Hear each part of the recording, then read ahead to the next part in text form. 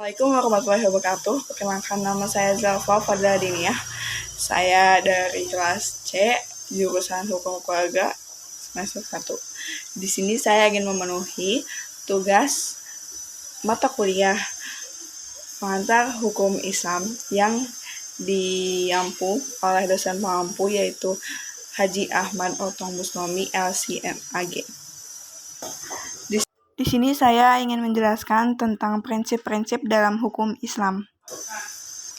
Prinsip menurut bahasa ialah tempat permulaan ataupun tempat pemberangkatan. Sedangkan prinsip hukum Islam menurut buku Filsafat Hukum Islam, yaitu penulisnya Juhaya S. Praja, ialah menjadi titik tolak pembinaan yang membentuk hukum Islam. Prinsip yang pertama yaitu tauhid. Nah, prinsip ini menyatakan bahwa semua manusia ialah dalam satu ketetapan di bawah suatu ketetapan yang sama, yaitu ketetapan tauhid yang berbunyi la ilaha illallah, atau artinya tiada Tuhan selain Allah. Berdasarkan prinsip tauhid, maka dalam hukum Islam merupakan sebuah ibadah kepada penghambaan dari Allah Subhanahu wa Ta'ala. Prinsip tauhid ini juga memberikan konsekuensi bahwa manusia tidak boleh saling menuhankan antara sesama manusia dan sama makhluk lainnya.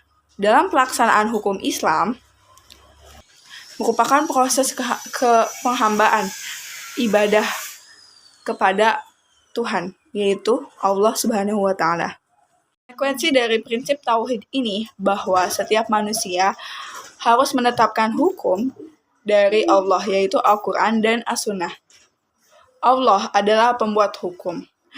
Dengan ketetapan-ketetapan itu, sehingga siapapun yang tidak menetapkan hukum, yang melanggar syariat-syariatnya, maka seseorang tersebut dapat dikatakan sebagai orang yang mengingkari dan termasuk orang-orang yang zalim karena sudah melanggar aturan hukum Islam yang kehendak dari hawa nafsunya. Allah berfirman dalam Al-Quran surat Al-Ma'idah ayat 47. Prinsip kedua yakni al-adl, yaitu keadilan.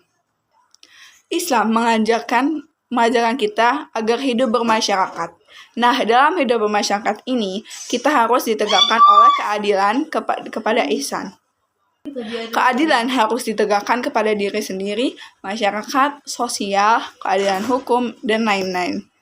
Keadilan hukum ditegakkan. Nah, keadilan hukum ini tidak boleh membeda-bedakan antara orang kaya dan orang miskin, antara yang berkulit putih dan berkulit hitam, antara rakyat dan pemerintah, dan semua itu diperlakukannya tuh sama secara adil, tidak membeda-bedakan suku atau ras atau jabatan atau yang lainnya. Nah, keadaan di sini tuh kayak merupakan dalam hubungan manusia dengan Tuhan, manusia dengan manusia lainnya, manusia dengan alam sekitar. Allah sendiri berfirman dalam Al-Quran surat An-Nisa ayat 135. Yang ketiga itu ada prinsip nahi mungkar.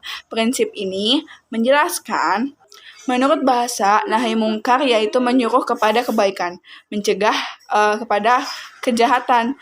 Nah, ma'ruf ini kebaikan, nahi itu mencegah, mungkar itu kejahatan. Tujuan adanya hukum Islam nahi mungkar ini untuk memerankan fungsi sosial yang bertujuannya untuk memberikan suatu batasan tingkah laku masyarakat. Al-Quran surat Ali Imran yang artinya, dan hendaklah di antara segolongan umat yang menyuruh kepada kebajikan, menyuruh kepada ma'ruf, dan mencegah kepada dari yang mungkar. Mereka lah orang-orang yang beruntung. Yang keempat itu ada kemerdekaan atau kebebasan, yaitu atau al-huriyah. Surat Al-Baqarah ayat 256 yang artinya tidak ada paksaan untuk memasuki agama Islam dan sesungguhnya telah jelas jalan yang benar daripada jalan yang sesat. Karena barang siapa ia yang ingkar kepada tauhid dan beriman kepada Allah, maka sesungguhnya ia telah berpegang kepada buhul tali yang aman kuat dan tidak akan putus. Dan Allah Maha mendengar lagi Maha mengetahui. yaitu persamaan atau eliget, al-musawwah. Dalam manusia ini makhluk yang mulia. Kemudian, manusia ini bukanlah karena ras dan warna kulitnya. Kemudian manusia ini sendiri. Sehingga diperjelas Nabi dalam sabdanya itu, bahwa semua manusia itu sama. Walaupun mereka itu berbeda-beda suku, beda-beda ras, tapi mereka sama. Yang keenam itu ada tolong-menolong atau ta'awun. Nah, ta'awun ini berasal dari kata ta'wanaita atau biasa diterjemah dengan sikap tolong-menolong. Ini merupakan salah satu prinsip dalam hukum Islam yang diarahkan sesuai dengan prinsip tauhid, terutama dalam upaya meningkatkan kebaikan dan ketakwaan kepada Allah Subhanahu wa taala. Prinsip ketujuh ada toleransi atau tasamuh. Nah, prinsip ini keberlanjutan dari prinsip-prinsip sebelumnya. Hukum Islam mengharuskan umat hidup manusia antar sama umat Islam maupun dengan non-Islam yang menjamin tidak ada terlanggarnya hak-hak Islam dan umatnya. Sekian pembahasan dari saya, kurang lebihnya mohon maaf. Wabillahi taufiq wal hidayah. Wassalamualaikum warahmatullahi wabarakatuh.